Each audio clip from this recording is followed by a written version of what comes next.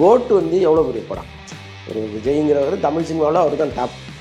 அவர் படத்தை பிரம்மாண்ட செலவில் அவங்க எடுத்துக்கிட்டு இருக்காங்க. ஏங்கிறாங்க, அதுங்கிறாங்க, இதுங்கிறாங்க. ஆனால் நெட்ஃப்ளிக்ஸ் என்ன சொல்லுதுன்னா,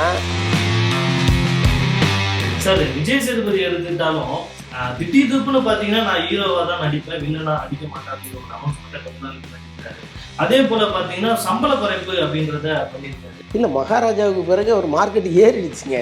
ஆனால் இந்த நேரத்தில் ஒரு ஆள் வந்து என் சம்பளத்தை குறைக்கணும்னு சொல்கிறது தான் மிகப்பெரிய. அதே மாதிரி வந்து நான் இனிமேல் வில்லனா நடிக்க போகிறதில்லன்னு ஒரு முடிவு எடுத்ததும் சரியான முடிவு தான். ஏன்னா இவர் ஹீரோவாக நடித்த படங்கள் ஓடாது அப்படின்னு சொல்கிற அளவுக்கு ஒரு சூழ்நிலை இங்கே உருவாச்சு.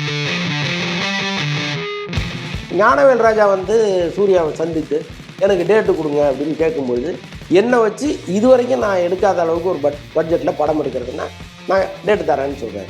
அப்போ 230 கோடி ரூபாயில் கங்குவான்னு ஒரு படத்தை எடுக்கிறேன். அப்போ ஒவ்வொருத்தருக்கும் சிம்பு என்னென்னா, இப்படி ஒரு மிகப்பெரிய முயற்சி ஒரு 2-3 வருஷமாக நடக்குது. எல்லாமே பண்ணி பேக்கடாக வரும்பொழுது இந்த கதை வேணாம், தள்ளி வைங்க, வேறு ஒன்று பண்ணலான்னு சொல்லும்போது அவங்களுக்கு எவ்வளோ கோவம். அப்போ அவங்க என்ன பண்ணுறாங்க, இல்லை சார் நீங்களே வேண்டாம், அதில் கிளம்பிடுங்க, நான் பார்த்துக்கிறேன். ஃபைனல் ஸ்பீக்ஸ் நேயர்களுக்கு வணக்கம். இன்னைக்கு நம்மளோட இருக்கிறது சினிமா விமர்சகர் வலைபேச்சு அந்தணன் சார் தான் இருக்காரு. தமிழ் இண்டஸ்ட்ரி பற்றி நிறைய விஷயங்களை என்கிட்ட நம்ம பேசி தெரிஞ்சுக்க போகிறோம். முதல்ல வெல்கம் பண்ணிக்கலாம் சார். வணக்கம். வணக்கம். எப்படி இருக்கீங்க சார்? சிறப்பாக இருக்கேன் சார். இண்டஸ்ட்ரியே இப்போ டவுனாக இருக்கு அப்படின்னு பரவலாக பேசிக்கிட்டு இருக்காங்க. சின்ன படங்கள் முதல்ல நிறைய வந்துட்டு இருந்தது, அதுவுமே இப்போ குறைஞ்சிருக்கு. இது எதனால சார்? ஆக்சுவலாக வந்து தமிழ் திரையுலகத்தில் முன்னெல்லாம் பார்த்தீங்கன்னா பிஸ்னஸ் அப்படின்னா ஒன்று வந்து தமிழ்நாடு தியேட்டர்கள், இன்னொன்று சேட்டலைட்டு, இன்னொன்று ஓவர்சீஸ். இதை தாண்டி வேறு எதுவுமே இருக்காது. இதுக்குள்ளே நீங்கள் ட்ராவல் பண்ணி தான் நீங்கள் போட்ட பணத்தை எடுக்கணும். அப்படியே இந்த ஓடிடி வந்துச்சு, அது ஒரு மிகப்பெரிய வரப்பிரசாதமாக மாறிச்சு. அப்படியே டோட்டலாக வேறு ஒரு கதவை திறந்து விட்டுச்சு. அதில் ஒரு பெரும் தொகையை கொடுத்து வாங்குகிற சூழ்நிலையெல்லாம் மாறிச்சு. கரெக்டாக இந்த நடிகரை வச்சு இவ்வளோ பட்ஜெட்டில் தான் எடுக்க முடியுங்கிற நிலை அப்படியே மாறிச்சு. அவரை வச்சு நீங்கள் எவ்வளோ பட்ஜெட்டில் வேணாலும் எடுக்கலாம் அப்படிங்கிற அளவுக்கு ஒரு சூழ்நிலை வந்துச்சு. அதுக்கப்புறம் பார்த்திங்கன்னா ஹிந்தி ரைட்ஸு அது ஒன்று தனியாக போக ஆரம்பிச்சிது. பல்வேறு ஊர்களில் இந்த சேட்டலைட்டு, இப்போ வேறு லாங்குவேஜ் சேட்டலைட் இருக்கு இல்லையா, ஸோ அதிலெல்லாம் டப்பிங் பண்ணி கொடுக்குற அளவுக்கெல்லாம் சூழ்நிலை மாறிச்சு. இந்த கொரோனா வந்தது வந்து ஓடிடி நிறைய பேர் பார்க்க ஆரம்பித்தாங்களா, அப்போ எல்லா லாங்குவேஜை சேர்ந்த படங்களையும் எல்லோரும் பார்க்க ஆரம்பித்தாங்க.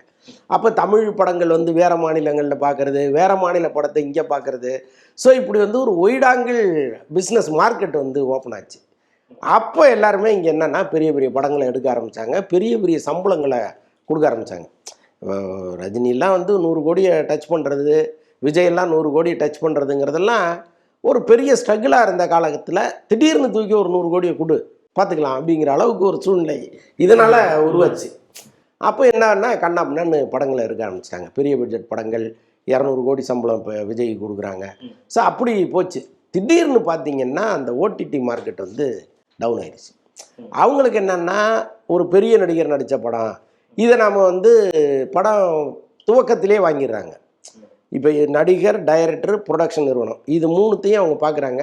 ஒரு நல்ல மியூசிக் டைரக்டரோடு வந்தாங்கன்னா இதுக்கு இவ்வளோ ரேட்டு கொடுக்கலாங்கிற மாதிரி ஒரு ஃபிக்ஸ் பண்ணி ஒரு பெரிய ரேட்டை கொடுக்குறாங்க.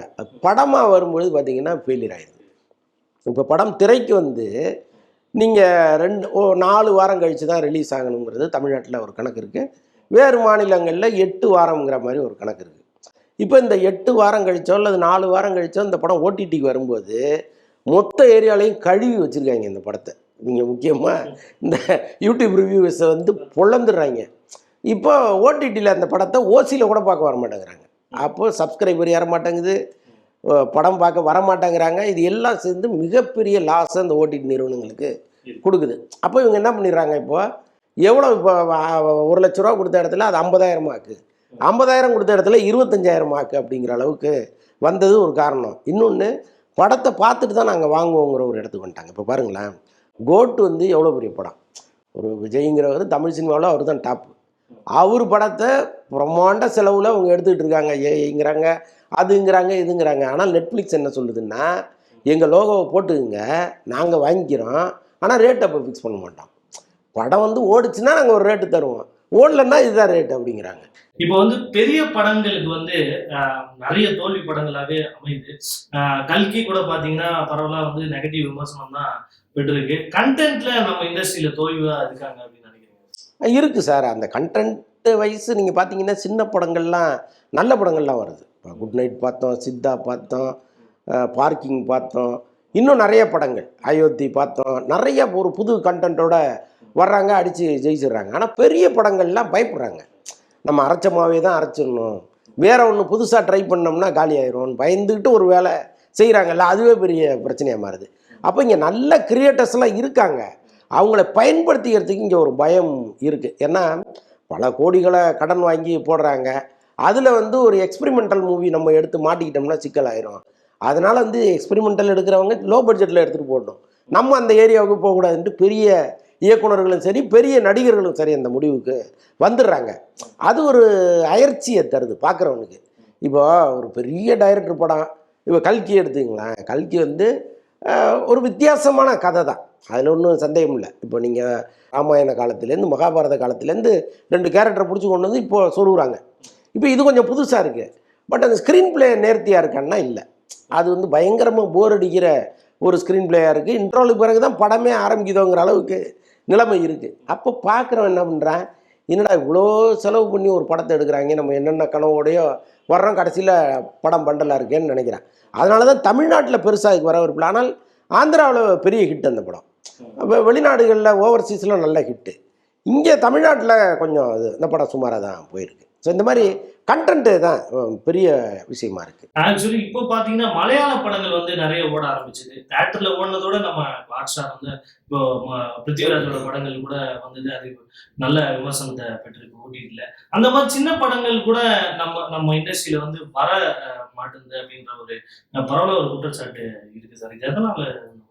அதுதாங்க இப்போ நம்ம சொல்கிறது தான், சின்ன படங்களுக்கு பெரிய நடிகர்கள் கால்ஷீட் கொடுக்க மாட்டாங்க. அவங்களுக்கு என்னென்னா, இப்போ நான் வந்து 200 கோடி சம்பளம் வாங்குறேன், 100 கோடி சம்பளம் வாங்குறேன்னா இந்த சம்பளத்துக்கேற்ற பட்ஜெட் படத்தில் இருக்கணும். இப்போ ரஜினியை வச்சு நீங்கள் வந்து ரொம்ப ஆத்மார்த்தமாக எப்போ அவர் முன்ன ஒரு படம் ஒன்று வந்துச்சு, எங்கேயோ கேட்ட குரலா, அந்த மாதிரி ஒரு படத்தை வந்து இப்போ நீங்கள் எடுக்க முடியாது இல்லையா? ஸோ இன்றைக்கி வந்து ஒரு மசாலா படம் தான் அவரை வச்சு நீங்கள் எடுக்க முடியும். ஸோ அந்த மாதிரி ஒரு நடிகரும் ஒரு டார்கெட்டை ஃபிக்ஸ் பண்ணி வச்சுருக்காங்க, என்னை வச்சு நீங்கள் இந்த மாதிரி படம் தான் எடுக்க முடியும். இதில் வந்து வேறு மாதிரி படங்களை நீங்கள் எடுக்க வந்தீங்கன்னா நானே டேட் தர மாட்டேங்கிற இடத்துல அவங்க இருக்காங்க. ஆனால் மலையாளத்தில் அப்படி கிடையாது. பிருத்திவிராஜ் வந்து ஒரு லோ பட்ஜெட் படத்துலையும் நடிச்சிருவார், ஆடு ஜீவிதம் மாதிரி ஒரு பெரிய பட்ஜெட் படத்துலையும் நடிச்சிருவார். இப்போ அங்கே இந்த ஸ்கேலெல்லாம் அவங்க ஃபிக்ஸ் பண்ணுறதே இல்லை. இங்கே தான் நம்ம அப்படி ஒரு வரைமுறையை வச்சுக்கிட்டு இருக்கோம். அது ஒரு பெரிய வீக்னஸாக தான் இருக்குது. சார் விஜய் சேதுபதி எடுத்துக்கிட்டாலும் திடீர்னு பாத்தீங்கன்னா நான் ஹீரோவா தான் நடிப்பேன், வில்லனா நடிக்க மாட்டேன் அப்படின்னு ஒரு அனௌன்ஸ்மெண்ட்டை கொஞ்ச நாளுக்கு முன்னாடி விட்டாரு. அதே போல பாத்தீங்கன்னா சம்பள குறைப்பு அப்படின்றத பண்ணியிருக்காரு. 15 கோடில இருந்து 10 கோடிக்கு வந்திருக்காரு. மார்க்கெட் குறைஞ்சனால இந்த மாதிரி முடிவு எடுக்கிறாங்க அப்படின்னு பாக்குறீங்களா சார் ஹீரோக்கள்? இல்லை, மகாராஜாவுக்கு பிறகு ஒரு மார்க்கெட் ஏறிடுச்சுங்க. ஆனால் இந்த நேரத்தில் ஒரு ஆள் வந்து என் சம்பளத்தை குறைக்கிறேன்னு சொல்கிறது தான் மிகப்பெரிய ஜென் நிலை. அதை வந்து விஜய் சேதுபதியை நீங்கள் எங்கே இருந்தாலும் ஒரு சல்யூட் அடித்து வாங்கலாம். ஏன்னா இன்றைக்கி வந்து படம் ஓடுதோ ஓடலையோ என் சம்பளத்தை நான் ஏற்றுவன்ட்டு சம்பளத்தை ஏற்றிக்கிட்டே போகிற நடிகர்களை தான் நம்ம பார்க்குறோம். ஆனால் இவ்வளோ பெரிய ஹிட்டு இந்த படம் மகாராஜா, திரும்புகிற திசையெல்லாம் ஹிட்டு. ஆனால் அவ்வளோ பெரிய ஹிட்டை கொடுத்துட்டு என் சம்பளத்தை குறைச்சிங்கன்னு ஒரு மனுஷன் சொல்கிறது, நீங்கள் இன்னும் எப்படி அவர் பார்ப்பீங்க? அவ்வளோ வித்தியாசமான ஒரு மனுஷனாக அவர் இருக்கார். அதே மாதிரி வந்து நான் இனிமேல் வில்லனா நடிக்க போகிறதில்லைன்னு ஒரு முடிவு எடுத்ததும் சரியான முடிவு தான். ஏன்னா இவர் ஹீரோவாக நடித்த படங்கள் ஓடாது அப்படின்னு சொல்கிற அளவுக்கு ஒரு சூழ்நிலை இங்கே உருவாச்சு. அதே நேரத்தில் வில்லனா அவர் நடிக்கும்போது அவரை வேறொரு பரிமாணத்தில் இந்த கூட்டம் பார்க்குது, அடடா இது நல்லா இருக்கேன்னு ஒரு பெரிய ஆதரவு இது கிடைக்குது. இப்படியே நிலைமை போயிட்டு இருந்ததுன்னா நம்மளை ஹீரோவாக நடிக்கிறதையே மறக்க வச்சுருவாங்கங்கிற ஒரு இடத்துக்கு அவர் வந்துட்டார். சரி, இப்போ நல்ல வேலையாக மகாராஜா ஒரு ஹிட் ஆகிடுச்சு, இனிமேலாவது நம்ம இந்த திசையை பிடிச்சி போயிடுவோம் அப்படின்னு ஒரு முடிவு எடுத்திருக்காரு. நல்லது தான் அது. பெரிய ஹீரோக்களும் இந்த மாதிரியான முடிவுகளை எடுத்தா சின்ன பட்ஜெட் படங்கள் நிறைய நம்ம எதிர்பார்க்கலாம். ஆனா அது நம்ம இண்டஸ்ட்ரியில சாத்தியமா? நம்ம இண்டஸ்ட்ரியில் ரொம்ப கஷ்டம். அதுதான் நான் சொல்கிறேனே, இப்போ ஒவ்வொரு நடிகரும் தனக்குன்னு ஒரு பட்ஜெட் அவங்க வச்சுருக்காங்க. நீங்கள் அதிக பட்ஜெட்டில் என்னை வச்சு படம் எடுத்தால் நான் உனக்கு டேட்டு தரேன்னு சொல்கிற இடத்துல இன்றைக்கி பல பேர் இருக்காங்க. இப்போ சூர்யா வந்து ஞானவேல் ராஜாவுக்கு டேட்டு கொடுக்காமலே இருந்தார். ஞானவேல் ராஜா வந்து சூர்யாவை சந்தித்து எனக்கு டேட்டு கொடுங்க அப்படின்னு கேட்கும்பொழுது என்னை வச்சு இது வரைக்கும் நான் எடுக்காத அளவுக்கு ஒரு பட்ஜெட்டில் படம் எடுக்கிறதுனா நான் டேட்டு தரேன்னு சொல்கிறாரு. அப்போ 230 கோடி ரூபாயில் கங்குவான்னு ஒரு படத்தை எடுக்கிறாங்க. அப்போ ஒவ்வொருத்தருக்கும் இப்போ சிம்பு என்னென்னா சம்பளத்தை அவர் குறைக்கவே மாட்டார், ரொம்ப ஸ்ட்ராங்காக இருப்பார். ஆனால் சிம்பு வச்சு 100 கோடியில் ஒரு படத்தை எடுக்கிறேன் அப்படின்னு ராஜ்கமல் போகும்போது அவர் சம்பளத்தை குறைச்சிக்கிறார். அப்போ அவங்க என்ன பண்ணுறாங்க, பெரிய பட்ஜெட் படங்களில் நம்ம நடிக்கும்போது தான் நாம் ஒரு ஸ்டாண்டர்டான ஹீரோ இடத்துக்கே வர்றோம் அப்படிங்கிற ஒரு தவறான முடிவை மண்டைக்குள்ளே வச்சுருக்காங்க. ஸோ அது வந்து நல்ல படங்களை காலி பண்ணுது. அதுதான் இங்கே பிரச்சனை.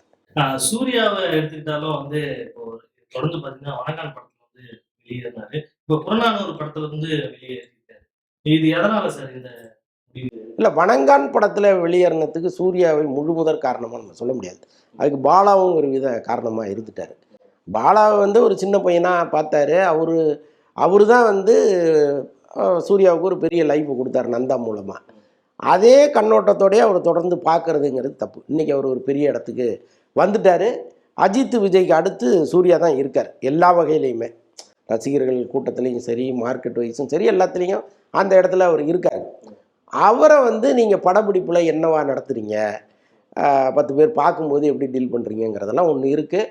நடிகர்கள் ரொம்ப இமேஜ் பார்ப்பாங்க. ஸோ அந்த இடத்துல பாலா வந்து ஒரு பெரிய தவறு பண்ணிட்டார். பழைய சூர்யாவாகவே அவரை ஹேண்டில் பண்ண ஆரம்பிச்சிட்டார். அப்புறம் இவ்வளவு வருஷம் கழித்து நாம் பாலாவுக்கு ஒரு வாய்ப்பு கொடுக்குறோம். ஏன்னா எந்த தயாரிப்பாளரும் பாலாவை நம்பி வருவதற்கு தயாராக இல்லாதப்போ சூர்யா வந்து ஒரு 10 கோடி 12 கோடியில் அவரை வச்சு ஒரு படம் எடுக்கலான்னு வர்றாரு. அப்போ வரும்பொழுது அவர் எவ்வளோ சின்சியராக இருக்கணுங்கிறது ஒன்று இருக்கு இல்லையா. அவர் அங்கே வந்து எடுத்த காட்சிகளே எடுக்கிறது, நினைக்கிறதெல்லாம் எடுக்கிறது. ஸோ அப்படி போனோடனே ஒரு கட்டத்தில் டென்ஷன் ஆகி வேண்டாம், நமக்கு ஒரு 7-8 கோடி ரூபா லாஸ் ஆனாலும் பரவாயில்ல, இதுலேருந்து பேக் அவுட் ஆயிடும்னு வெளில வந்துட்டார். அதுக்கு காரணம் வந்து நம்ம சூர்யாவை குறை சொல்ல முடியாது, பாலாவும் ஒரு காரணம். ஆனால் புறநானூரை பொறுத்தளவுக்கு சூர்யா மீது நிறைய ஃபால்ஸ் இருக்குது. என்ன காரணம்னா, இப்போ சுதா கொங்கரா வந்து ஒரு கதையை அவர்கிட்ட சொல்கிறாங்க, அது பிடிச்சி நம்ம பண்ணலாம், டெவலப் பண்ணுங்கன்னு சொல்லிடுறாரு. அதற்கப்புறம் சுதா கொங்கரா அந்த கதையை தூக்கிட்டு 2 வருஷமாக அலைகிறாங்க.